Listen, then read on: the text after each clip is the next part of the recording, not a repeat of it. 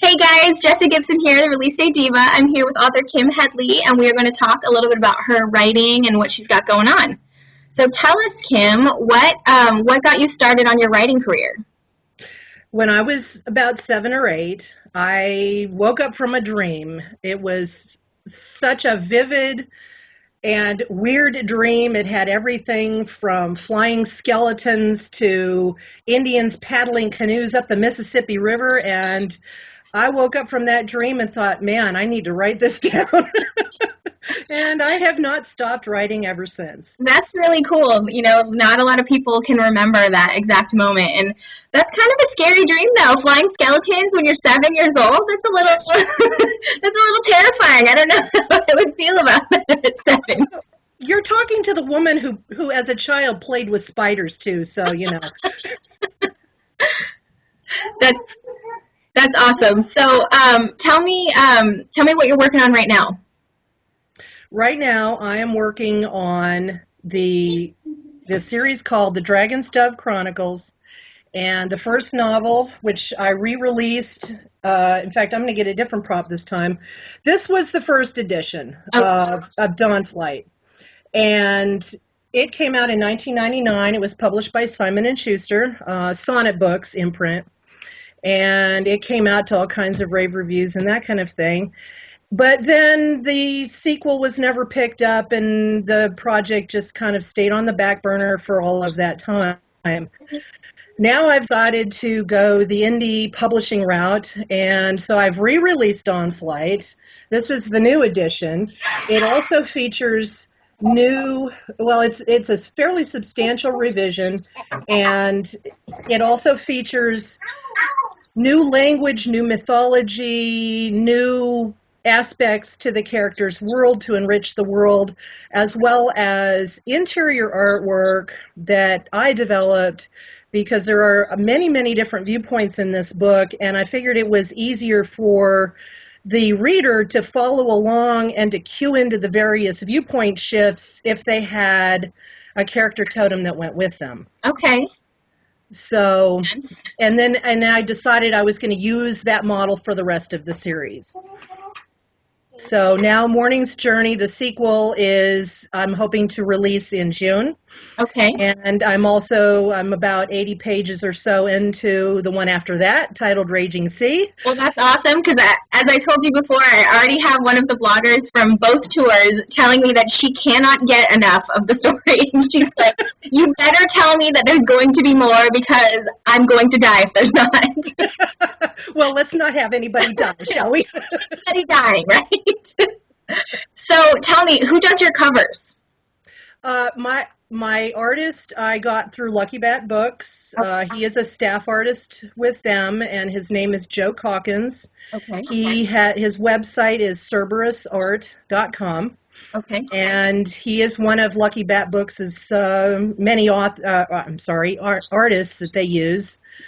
And they are also good because if you have your own artist that you work with, they don't have a problem with that either. Okay, that's pretty cool. Yes, So it is. Did you look at his work before and just decide that he would fit best for you, or did you contact them and they kind of fit you with who would be best for you? I contacted them and they recommended Joe. Okay. And I did look at other artists. One of my writer mentors for self-publishing is also a fantasy author, and she gave me a bunch of links to other artists, and none of them really spoke to me, so I just went with one of the Lucky Bat staff artists. And I love the new cover. I think it looks awesome. Great, thank you. So tell me, I always ask everybody who I do interviews with, when you write, do you snack? Do you have a specific kind of snack that you like to when you write? Because I know when I specifically write, I always have to have something chocolate and something salty. So that's just me. When I am writing what I call virgin work, straight out of the head onto the page, I don't think about eating. Okay? I'll have something to drink on hand. I will stop and take breaks. But I don't sit there and num as I'm writing. Now, when I'm editing, on the other hand, You know, And popcorn chocolate. or chips or veggies or you know, just whatever I feel like. I don't Okay. have this little ritual. That's funny. Okay, now do you, when you edit, or even when you write, do you like to do completely in silence, or do you like to have music? Do you have playlists that you generally listen to? Again, it depends on the mood. When I'm doing my virgin writing, usually I need silence. Because I have so many viewpoint characters, I use what actors call method acting to project myself into that character as I write. Okay. And it's a lot easier to do that without distractions. Yeah, that makes sense to me. That's, So, it's a really interesting way of writing it. Obviously, I've heard of actors doing it, but I've never heard of an author doing that. And I think that's really cool, because then you actually become that character and it's more authentic that way. yes, and I found that that was the way I could navigate through all of these viewpoints and pick up, because I'm switching all the time, and I'm thinking, and especially if it's one that I don't use often, I'll go back to another scene and go, okay, what was that person's mindset there? Okay, what's their mindset here? And then go from there. Yeah. So, do you have any other series that you're going to be working on? Do you have anything else in the works besides this series? Oh, I have all kinds of things in the works. Writing career-wise, since I never quite finished that question, this book, Liberty, which I can't tell if you can see, it's way at the bottom, Kimberly Iverson. All right, that's my pseudonym. Okay. For historical romance that's more romancy. Okay. And Liberty was published in 2006. Okay. And it came about because another writer friend of mine sent me an article to describing an archaeological find in London in an old Roman cemetery, and the thinking is that this person was probably a female gladiator. Wow. Yes, and so I gave her a story. That is really cool. Just from you telling me that, I want to go grab the book and read it. Please do. Yeah, I think I'm going to. I love historical romances. I love historical fiction. I'm such a history buff. It's the one thing my dad really passed on to his kids was history. So. And as did my dad. In fact, that's part of my dedication was to him for introducing me to the modern world, and to the gladiator for introducing me to the ancient world.